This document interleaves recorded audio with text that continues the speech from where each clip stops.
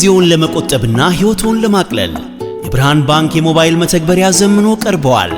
ያማረ ገጽታ ከመላበሱም ባሻገር ለአጠቃቀም ቀላል፣ ግልጽና ምቹ በሆነ መንገድ ተሻሽሎ እነሆ ለደንበኞች ዝግጁ ሆነ። የትኛውንም ግብይት ለማከናወን፣ ከባንክ ወደ ባንክ ገንዘብ ለማዘዋወር፣ የነዳጅ ክፍያን ጨምሮ የተለያዩ የአገልግሎት ክፍያዎችን ለመፈጸም አሁኑኑ የብርሃን ባንክ ሞባይል ባንኪንግ አገልግሎት ተጠቃሚ ይሁኑ። ወደ ፕሌይ ስቶር ወይም ወደ አፕ ስቶር በመሄድ የብርሃን ሞባይል ባንኪንግ መተግበሪያውን ያዘምኑ። በብርሃን ባንክ ገንዘብ ብቻ ሳይሆን ጊዜም ይቆጠባል። ብርሃን ባንክ፣ እንደ ስማችን ብርሃን ነው ስራችን። Two games Real Madrid have been excellent, explosive at times in the first leg. Here's Vinicius, that one is it. That's a splendid goal to round off the tie. Lovely ball played forward. It's Manchester City 1, Real Madrid 2, 5-1 on aggregate, and Vinicius Junior almost inevitably has the last word. ቀደም ሲል የሰማነው እንግዲህ ቪኒሲየስ ጁኒየር በ91ኛው ደቂቃ ላይ ያስቆጠራትን ሁለተኛ ግብ ነው። ያው ጨዋታው ገና በጊዜ ነው የተጠናቀቀው። በእርግጥ የ3-0 ውጤትን ለመቀልበስ ማንቸስተር ሲቲ በጣም እንደሚቸገር ስናነሳ ነበረ። ጨዋታው እንደተጀመረ ደግሞ በርናንዶ ሲልቫ ይህ እንዳይሆን ረቷቸዋል በሚገባና ይህንን ጉዳይ እናንሳ። 5-1 አሸንፏል ሪያል ማድሪድ በድምር ውጤት። ሁለቱ ቡድኖች ከመገናኘታቸው በፊት ማንም ሰው የጠረጠረ አይመስለኝም እንደ ሪያል ማድሪድ ሊያሸንፍ ይችላል ቻምፒየንስ ሊግ ስለሆነ፣ ግን 5-1 የተጠበቀ አይመስለኝም። በጣም ሰፊ ነው ውጤቱ። ምናልባት የ5-1 ፐርፎርማንስ ያህል ልዩነት ላይኖር ይችላል በሁለቱ ቡድኖች መካከል። ፔፕም የሞራል ድል በለው እንደዚህ እያነሳ የባለፈው ጨዋታን የመጀመሪያ 20 ደቂቃ የትላንትናውን ጨዋታ የመጀመሪያ 20 ደቂቃ ጥሩ ነበር የጀመርነው፣ በነዛ በጣም ቁልፍ በሆኑ የጨዋታው ጅማሬዎች ላይ ኮርቷ ትልልቅ ሙከራዎችን አድኗል። ከዛ በኋላ ነው ማድሪድ ጎሎች ያስቆጠረው። 3 ሙከራዎች ያደረገ 3 ጎሎች ያስቆጠረብን እንደዚህ ሚል አሴት ሰጥቶ ነበር። ግን ሪያል ማድሪድ ላይ ይህንን ማድረግ በጣም ከባድ ነው በውድድሩ ላይ ባለው ታሪክም ምክንያት። በ35 አጋጣሚዎች ሪያል ማድሪድ በቻምፒየንስ ሊግ በጥሎ ማለፍ ጨዋታዎች የመልስ ጨዋታ እየጠበቀው ማለት ነው በ35 አጋጣሚዎች 3-0 መርቶ በ35ቱም አጋጣሚዎች አልፎ ነበር እስከ ትላንትና ድረስ። በ36ኛው አጋጣሚ ይሄንን ተመሳሳይ ነገር አድርጓል። ስለዚህ በጠቅላላው በውድድሩ ላይ አስቸጋሪ ነው። በቻምፒየንስ ሊግ ላይ ሬር ነው። ትላንትና ቦዶ ግሊምት ላይ የተደረገው አይነት ነገር ማለት ነው። ወይ በጠቅላላው የመጀመሪያውን ጨዋታ 3-0 ከተረቱ በኋላ ውጤቱን መቀልበስ፣ በተለይ ደግሞ ሪያል ማድሪድ ላይ ደግሞ የበለጠ አስቸጋሪ ነው። በቻምፒየንስ ሊግ ሳይኮሎጂ ብቻ ሳይሆን ብዙ ጊዜ ሪያል ማድሪድ ከፍ ያሉ ጥራት ያላቸው ተጫዋቾች ያሉት ቡድን በመሆኑ ምክንያት ቻምፒየንስ ሊግ መሆኑ አንድ ነገር ነው፣ ግን በጣም ከባድ ነው ለሪያል ማድሪድ። የባለፈው ጨዋታ ላይ ጎሎቹን ያስቆጠረው ፌዴሪኮ ቫልቬርዴ ነበር። ትላንትና ደግሞ ቪኒሲየስ ጁኒየር ነው ጎሉን ያስቆጠረው። ጎሎቹን ሲያስቆጠር ከሲቲ ደጋፊዎች ጋር ጉዳይ እንደነበረው የሚያሳዩ የደስታ አገላለጾችን አሳይቷል። ታስታውሺ እንደሆነ ባለፈው የውድድር ዘመን የባሎንዶር ጉዳይ ትልቅ አጀንዳ ነበር። ሮድሪ ነበር ባሎንዶሩን ያሸነፈው። ለተጫዋቹም ለሪያል ማድሪድም ትልቅ ቅሬታ የፈጠረ ነበር። ሪያል ማድሪድ እንዲያውም ስነ ስርዓቱ ላይ አለመገኘትን ጭምር እስኪወስን ድረስ ለሁለተኛ ተከታታይ ሲዝንም በዚህኛው ዓመትም አልተገኙም። የማድሪድ ተጫዋች ቻምፒየንስ ሊግ ያሸንፋል ማነው ባሎንዶር ያሸንፋል ተብሎ የሚጠበቅበት ዓመት የነበረ እንኳ ባይሆን፣ ግን ትልልቆቹ ስታር ተጫዋቾች እንደዚህ አይነት ጋላ ላይ ምናምን ይገኛሉ ብዙ ጊዜ እና ማድሪድ በዚህ ምን ያህል እንደ ተቋም እንደተከፋ፣ ተጫዋቹ ምን ያህል በዚህ ብዙ እንደተከፋ እናውቃለን።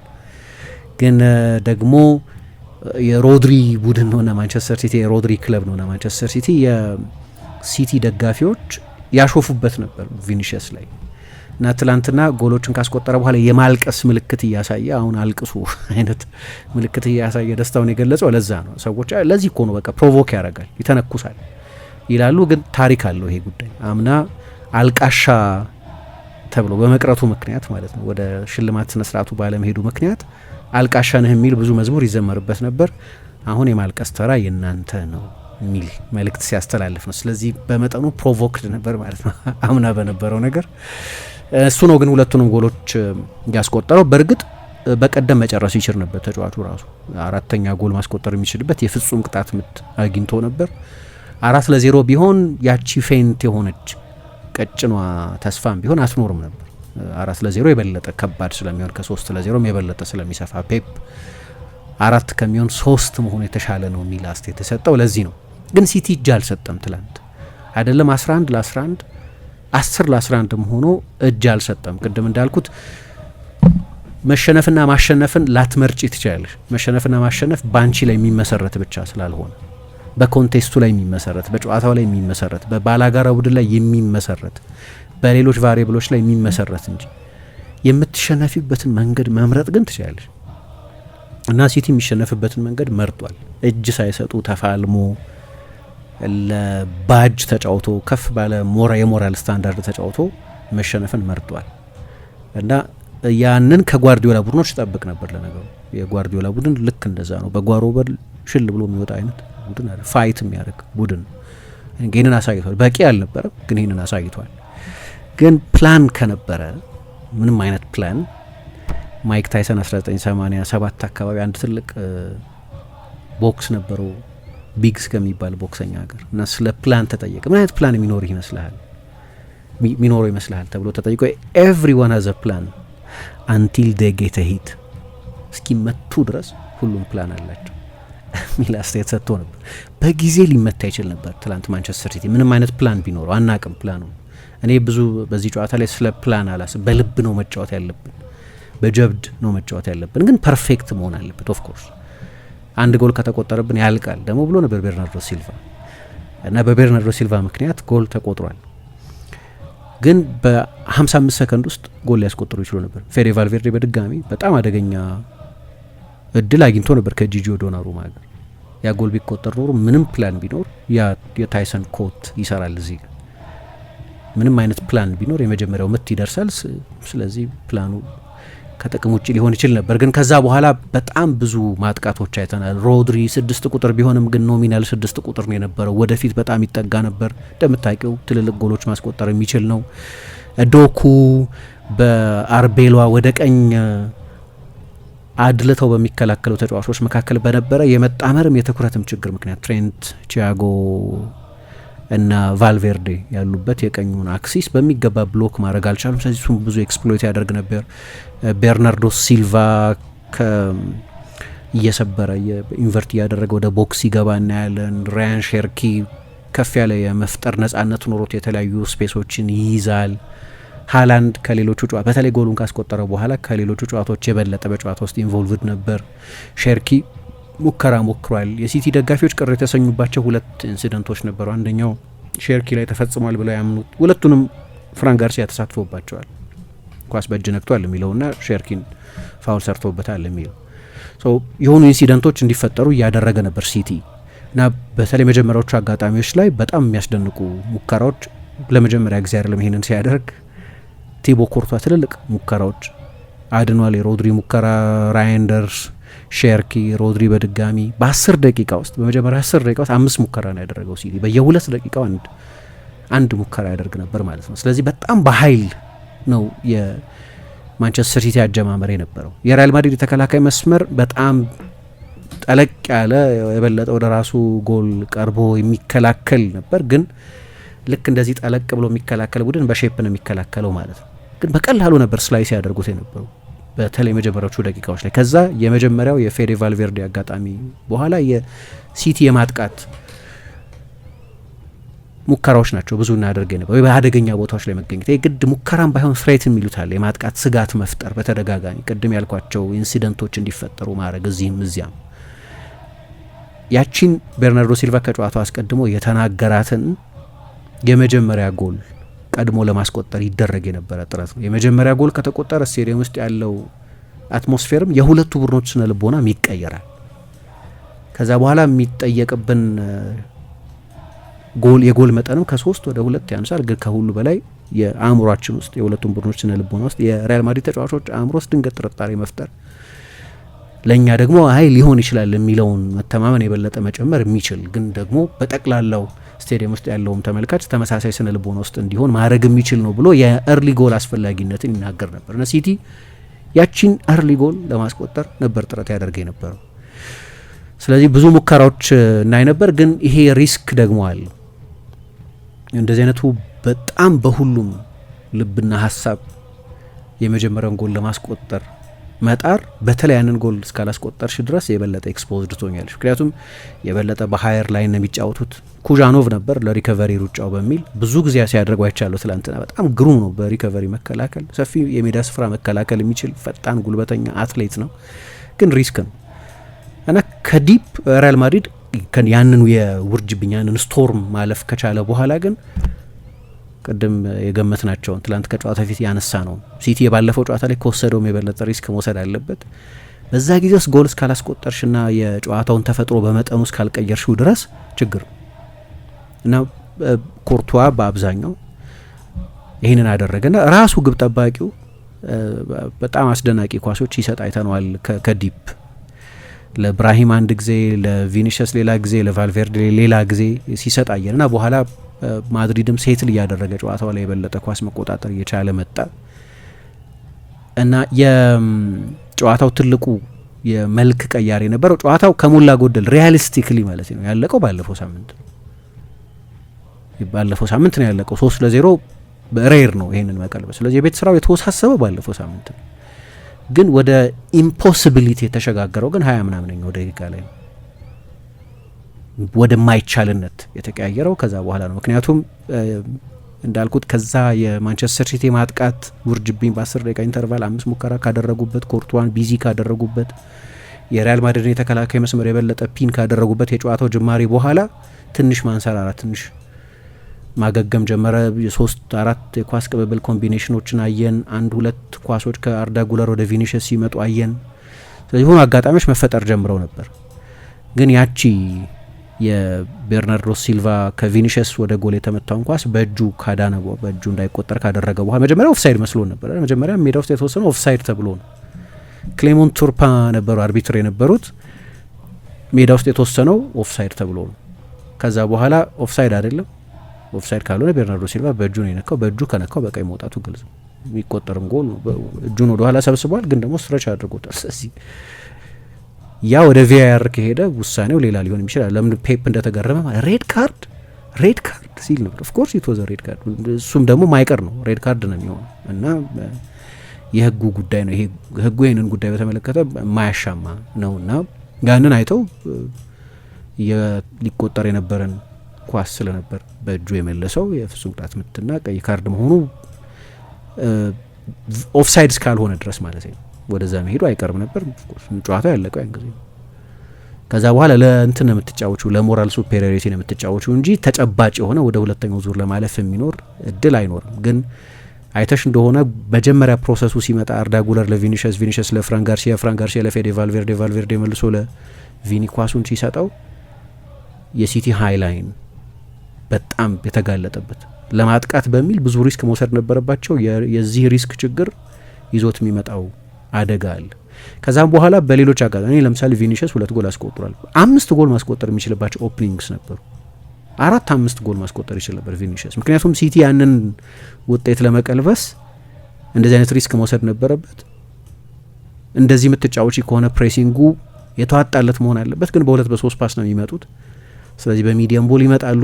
ከኋላ እየተጫወተ የሚወጣ ቡድን ቢሆን ፕሬስ ለማድረግ እዛው ለማፈን ምናምን ይቻል ይሆናል። ግን አንዳንድ ጊዜ ከግብ ጠባቂ፣ አንዳንድ ጊዜ ከሴንተር ባኩ ይመጣል። ከዛ ደግሞ የፕሬሲንግ ስትራክቸርን ኳስ እየገፉ ማለፍ የሚችሉ ተጫዋቾች ብራሂም፣ አርዳ ጉለር፣ ኢቨን ቫልቬርዴ በጣም ቀጥተኛ ሩጫዎች ማድረግ የሚችል ተጫዋች ስለሆነ እሱም አስቸጋሪ ነው። ከሆነም ግን ፐርፌክት መሆን አለበት። ያ ደግሞ አልነበረም።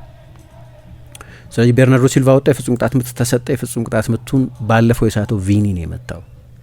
ምን ብሎ ነበር ቪኒሽስ? አንደኛ ጥሩ አይደለም በቅርብ ጊዜ ያለው የፍጹም ቅጣት ምት ሬከርድ። ከትላንትናው በፊት ከመታቸው 7 የመጨረሻ የፍጹም ቅጣት ምቶቹ 4ቱን ስቷል። ኩርቷ ደግማ ነው ዶናሩማ ደግሞ የአውሮፓ ዋንጫ ፍጻሜን ጨምሮ አምና በአንፊልድ የተደረገውን ጨዋታ ጨምሮ በብዙ አጋጣሚዎች የመለያ ምትና የፍጹም ቅጣት ምት ሬከርዱ በጣም ጥሩ ነው። የመለያ የፍጹም ቅጣት ምት በጨዋታ ውስጥ የፍጹም ቅጣት ምት ሬከርዱ በጣም ጥሩ ነው። አይ ቲንክ 25% መሰለኝ የፍጹም ቅጣት ምቶች የማዳን ሬቱ እና ምታው ብሎኝ ነው አለ ፌዴ ቫልቬርዴ እንጂ የባለፈውንም ጨዋታ እሱ ነበር ኃላፊነቱ የነበረው ኤምባፔ ሜዳ ውስጥ ስላልነበር። ከኤምባፔ ቀጥሎ ቪኒ ይመስለኛል መቺው። ግን አይ አንተ ምታው አለኝ፣ ሳትኩት። በዚህኛውም አጋጣሚ አንተ ምታው ተማመንብሃለሁ አለኝ። ከአምበል የሚጠበቅ ለሌላ በአምበልነት ለሚመራው ጓደኛው የተሰጠ ቮት ኦፍ ኮንፊደንስ ነው ብሏል እና አስቆጥሮታል። ያለቀው ከዛ በኋላ ነው። ግን ቅድም እንዳነሳው ሲቲ የተሸነፈበትን መንገድ መርጧል። በማጥቃት በኮንቪክሽን 10 ለ11ም ሆነው እጅ ባለመስጠት ነው የተጫወቱት። ስለዚህ ኩርቷ ትልልቅ ሙከራዎች አድነዋል። ከዛ ኩርቷ ሁለተኛውን አጋማሽ አልጀመረም። አንድሬ ሉኒን ነው የመጣው። ሉኒን እንደምታስታውሹ በዚህ ስቴዲየም የስኬት ታሪክ አለው። ሪያል ማድሪድ ሲቲን በመለያ ምት የዛሬ 2 ዓመት በረታ ጊዜ ትልልቅ የቤርናርዶ ሲልቫን የመለያ ፍጹም ቅጣት ምት ጨምሮ ትልልቅ ሙከራዎች አድኖ ነበር እና ትላንትናም እሱ ከገባ በኋላ በሁለተኛው አጋማሽ ሲቲ እንደገና በድጋሚ ጨዋታውን በጣም ጥሩ ነበር የጀመረው። ግን የመጀመሪያ አጋማሽ ከማብቃቱ በፊት ሃላንድ ጎል አስቆጥሯል። ለሃላንድና ለእሁዱ ጨዋታ በጣም ወሳኝ ይመስለኛል። ይሄ 5ኛ ጎሉ ነው በ19 ጨዋታ ቢሆንም ትልቅ ጎል ነው። ከዛ በኋላም አሁን ያው የሆነ ጎል ማስቆጠር የተጫዋች አእምሮ ውስጥ የሆነ ክሊክ የሚያደርገው ነገር አለ። ከዛ በፊት እያንዳንዱ ኳስ እሱ ጋር ሲመጣ ነው ሄቪ ይመስላል፣ የድሮ የሌዘር ኳስ ይመስላል ምናምን። ከዛች ጎል በኋላ ግን የተወሰነ ጊዜ ነው የቆየው። ምክንያቱም ሁለተኛው አጋማሽ እንደተጀመረ ብዙ ሳይቆይ ፔፕ ቀይሮ አስወጥቶታል። የእሁዱን ጨዋታ በማሰብ ይመስለኛል። ግን የበለጠ አደገኛ የበለጠ ክሊኒካል ሲሆን አየ ነው። ፔፕ ሌላ ኤክስፐሪመንት ያደረገው ነገር በዊንግ ባክ ሲስተም መጫወት ጀመረ። የሆነ ጊዜ በ3 ሴንተር ባኮችና በ2 ዊንግ ባኮች ለዚህ የሚሆኑ ተጫዋቾች አሉት። ራያን አይት ኑሪ ዊንግ ባክ ነበር። ማቴዎስ ኑኜስም ከመከላከል ይልቅ የበለጠ ማጥቃት ላይ የሚያዘነብል ተጫዋች ነበር። ለሌላ ጨዋታ የሚጠቀምበት ብሉፕሪንት አይመስለኝም። ምክንያቱም ብዙ ጨዋታዎች ላይ ለ70 ደቂቃ በ10 ተጫዋች አይጫወትም። ግን ኢንትረስቲንግ ነገር ነበረ። ሲቲም እንደዛ ሆኖ አደገኛ የሆነበት አንደኛው ምክንያት የፔፕን ታክቲካዊ አእምሮ የሚያሳይ ነው። ቶሎ የፎርሜሽን ለውጥ አድርጎ ስለነበር ከዛ በኋላም እንደ አንቷን ሴሜኞ አይነት ሌሎችም ተጫዋቾች ቀይሮ አስገብቷል። ግን ከባድ ነበር እንዳልኩት፣ የሚሸነፉበትን መንገድ ነው የመረጡት እንጂ 10 ተጫዋች እየተጫወቱ እንደገና የጎል ልዩነት ወደ 4 ሰፍቶ ሪያሊስቲክ የሆነ የማለፍ እድል አልነበረውም። ከረፍት ሲመለስ ጌይንና ናታን አኬን አስገብቷል። ቆይቶ ከ12 ደቂቃ በኋላ ደግሞ አንቷን ሴሜኞና ኦማር ማርሙሽን አስገብቷል። አይ ቲንክ ቆይቶ ደግሞ ኒኮ ጎንዛሌዝን አስገብቷል። ያው ሁሉንም ጥረት ያደረገ ሁሉንም ሊደረግ የሚችለውን ነገር ሁሉ የሞከረ ይመስለኛል። መጨረሻ ላይ ግን ሪያል ማድሪድ 180 ደቂቃውን ካየን የሚገባው ቡድን በሁለቱ ጨዋታዎች የሚገባው ቡድን ነው አሸንፎ ያለፈው። የቪኒ የፍጹም ቅጣት ምት ከመመታቱ በፊት አርዳ ጉለር ኳሷን ይዟት ነበር። እሱ ላይ አርዳ ጉለር እንደማይመታ እናውቃለን። በቀደም ከመሀል ሜዳ ቢያስቆጥርም ግን ለቪኒ እንደሚሰጠው መገመት ይቻል ነበር። ወደ እሱ ሄደው ትኩረቱን እንዳያናጥቡት በማሰብ ይመስለኛል። የቅርብ ጊዜ ፍጹም ቅጣት ምት ሪካርዱ ግን ጥሩ አልነበረም። ትላንትና ግን ሁለቱን ጎሎች የመጨረሻዎቹ ደቂቃዎች ላይ የተቆጠረ ጎል ነው። የቻምፒየንስ ሊግ ድልድል ይፋ ሲደረግና በሁለተኛው ዙር እንደዚህ እርሊ ሪያል ማድሪድ ከማንቸስተር ሲቲ ሲገናኝ ሁለቱም ደጋፊዎች ደስተኞች አልነበሩ። አንደኛ የፊክስቸር ፋቲግ የሚባል በየአመቱ የምትገናኝ ከሆነ ያለ መሰልቸት አለ። እኔ ራሴ እንደ ተመልካች ይህንን ጨዋታ ማየት የሚፈልገው ቻምፒየንስ ሊግ ፋይናል ላይ ነው። ቻምፒየንስ ሊግ ፋይናል ላይ ነው ያላየናቸው። በሁሉም አሁን በምድብ ሁሉ አየናቸው ዘንድሮ። አምና በመጀመሪያው ዙር የጥሎ ማለፍ ጨዋታ አየናቸው። በሩብ ፍጻሜ ከ2 ዓመት በፊት አየናቸው። ቻምፒየንስ ሊግ ላይ 2 ነው 3 አየናቸው ሴሚ ፋይናል ላይ እና በሌላ በፍጻሜ አይነት ጨዋታ ላይ ባያቸው ምርጥ ነበር። ግን ደግሞ ሁለቱም የተከፉበት አንደኛው ምክንያት በቃ አንድ ትልቅ ቡድን ይቀር ነበር። ግን በተለይ ለማንቸስተር ሲቲ ደግሞ ሪያል ማድሪድ ትልቁ ፈተና ነው። አሁን ካለፉት 5 ሲዝኖች በ4ቱ ከቻምፒየንስ ሊግ ውጭ የሆነው በሪያል ማድሪድ፣ ለ3ኛ ተከታታይ ሲዝን ነው በሪያል ማድሪድም ከቻምፒየንስ ሊግ ውጭ የሆነው። ስለዚህ የሲቲ ትልቁ ኔሜሲስ በቻምፒየንስ ሊግ ሪያል ማድሪድ ነው። ለዚህ ነው ትላንት ጓርዲዮላ ሲጠየቅ በቃ በጣም አስቸጋሪ የሚሆንብህ ባላጋራ ሪያል ማድሪድ ነው አይደለም ብለው ሲጠይቁት አይደል የክሎፕ ሊቨርፑል ነው አለ። አላያችኋቸውም? ከክሎፕ ሊቨርፑል ጋር እናደርጋቸው የነበሩ ጨዋታዎች እነሱ ናቸው የምር የፈተኑኝ አለ። ያው ሪያል ማድሪድን ሁኔታ ዲስሚስ እያደረገ ነው። ግን ባለፈው ሳምንት የተወሰነ ትላንትና ደግሞ ከቤርናርዶ ሲልቫ በቀይ መውጣት በኋላ ያቺም ጠባብ እድል የበለጠው የተቋጨችበት ጨዋታን የነበረው እና ቤርናርዶ ሲልቫ ቀይ ካርድ አይቶ አያውቅም። በጨዋቱ ምክንያት ቦርደር ላይን ጥፋት ሰርቶ በቀይ የሚወጣ አይነት ተጫዋች አይደለም። ግን የእሱ ቀይ ካርድ በቃ የጨዋታውን ውጤት ከዛ በኋላ ወስኖታል ማለት ይቻላል። በሪያል ማድሪድ በኩል ያው ሞመንቶችና ትልልቅ ተጫዋቾች ያስፈልጉሻል በእንደዚህ አይነት ጊዜ። የባለፈው ጨዋታ ላይ ኩርቷና ቫልቬርዴ፣ የትላንትናው ጨዋታ ላይ ኩርቷና ቪኒሺየስ ጁኒዮር ትልልቆቹ ተጫዋቾች ናቸው ይህንን የወሰኑት። ቁልፍ ሞመንቶች እና ትልልቅ ተጫዋቾች ናቸው። በተለይ በቻምፒየንስ ሊግ በእንደዚህ አይነት ምዕራፍ በጣም ቁልፍ የሚሆኑት። ከዛ ከባየር ሚኒክ ጋር ነው የሚገናኙት።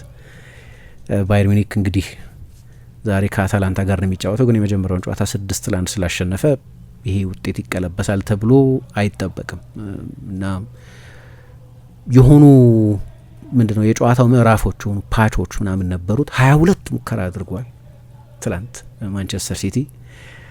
በጣም ብዙ ነው ይሄ በተለይ 70 ደቂቃ በ10 ተጫዋች ለተጫወተ ቡድን። ግን በቻምፒየንስ ሊግ የጓርዲዮላ የመጨረሻው ሲዝን ከሆነ ይጠየቃል በየፕሬስ ኮንፈረንሱ። ለምን እንደሆነ አላቅም፣ በጣም ከፍተኛ ክሬዲቢሊቲ ያላቸው ጋዜጠኞች ናቸው ይህንን የሚሉት። ፕሬስ ኮንፈረንሱ ላይ ኮንትራት አለኝ እኔ እስከ 2027 ነው ኮንትራት። አሁን ትላንትናም እንዲሄድላችሁ ትፈልጋላችሁ አይደለም፣ ብዙ አትጠብቁ መሄዳለሁ፣ ግን ኮንትራት አለኝ እስከ 2027 ድረስ።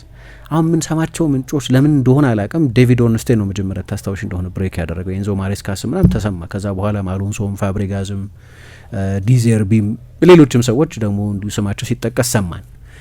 ግን በተደጋጋሚ አሁን ፕሬስ ኮንፈረንሱ ላይ የማየው ነገር አይ ቲንክ ሌጋሲን ፕሮቴክት የማድረግ ነገር ነው። የቻምፒየንስ ሊግ የማንቸስተር ሲቲ ሬከርድ የውድቀት ሬከርድ አይደለም፣ የውድቀት ታሪክ አይደለም በቻምፒየንስ ሊግ ያለን ብሎ የውድድሩ ልዩ ባህሪ ትላንት ሳነሳው ነበር አይደለም። የሪያል ማድሪድ እና ሪያል ማድሪድ ፌል አድርጓል ወይ እያላችሁ ነው ወይ? 15 ጊዜ ነው ሪያል ማድሪድ ያሸነፈው፣ ግን በ70 ምናምን አመት ነው 15 ጊዜ ያሸነፈው። ስለዚህ 50 ምናምን አመት ጊዜ ቻምፒየንስ ሊግ አላሸነፈም።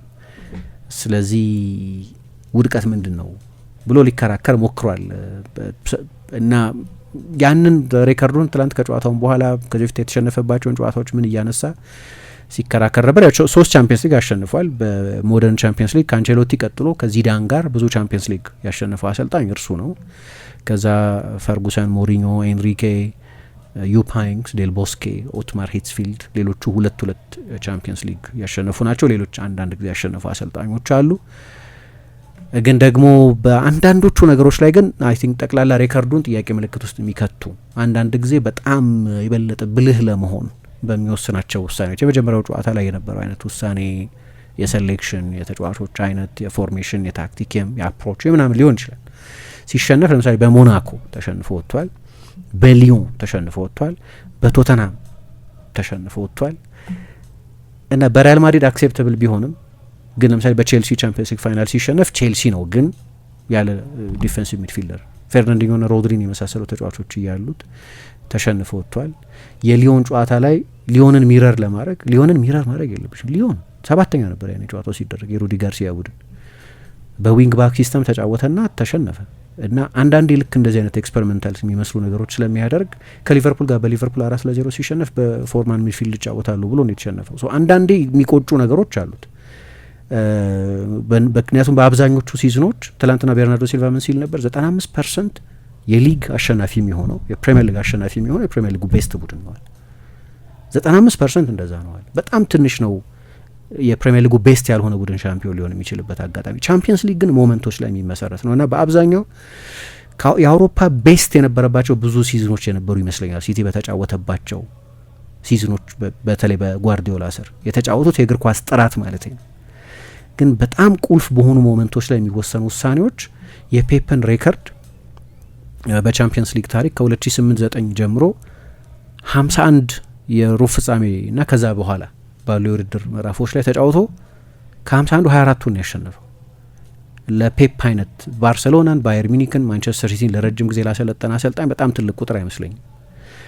ምክንያቱም 47.1% ጨዋታ የማሸነፍ ሬት ነው ያለው ከሩብ ፍጻሜ በኋላ ባሉት እና በነዛ ሞመንቶች ላይ ተጠያቂ ላደረገው አይደለም፣ ግን ምናልባት ሪፍሌክት ሲያደርግባቸው ያንን ውሳኔ ባልወሰን የሚልባቸው ጨዋታዎች የሚኖሩ ይመስለኛል እና ትላንት ተሸንፎ ወጥቷል። የመጨረሻው ሲዝኑ የሚሆን ከሆነ በጥሩ አልተቋጨም፣ ግን ሚዲያው ከሚለው የተለየ ነገር ነው ፔፕ የሚናገረው። የመጨረሻው ሲዝን ነው የሚለውን እስካሁን ድረስ በጥብቅ ነው የሚያስተባብለው። ውድ ጊዜውን ለመቆጠብና ሕይወቶን ለማቅለል የብርሃን ባንክ የሞባይል መተግበሪያ ዘምኖ ቀርበዋል። ያማረ ገጽታ ከመላበሱም ባሻገር ለአጠቃቀም ቀላል፣ ግልጽና ምቹ በሆነ መንገድ ተሻሽሎ እነሆ ለደንበኞች ዝግጁ ሆነ። የትኛውንም ግብይት ለማከናወን፣ ከባንክ ወደ ባንክ ገንዘብ ለማዘዋወር፣ የነዳጅ ክፍያን ጨምሮ የተለያዩ የአገልግሎት ክፍያዎችን ለመፈጸም አሁኑኑ የብርሃን ባንክ ሞባይል ባንኪንግ አገልግሎት ተጠቃሚ ይሁኑ። ወደ ፕሌይ ስቶር ወይም ወደ አፕ ስቶር በመሄድ የብርሃን ሞባይል ባንኪንግ መተግበሪያውን ያዘምኑ። በብርሃን ባንክ ገንዘብ ብቻ ሳይሆን ጊዜም ይቆጠባል። ብርሃን ባንክ፣ እንደ ስማችን ብርሃን ነው ስራችን።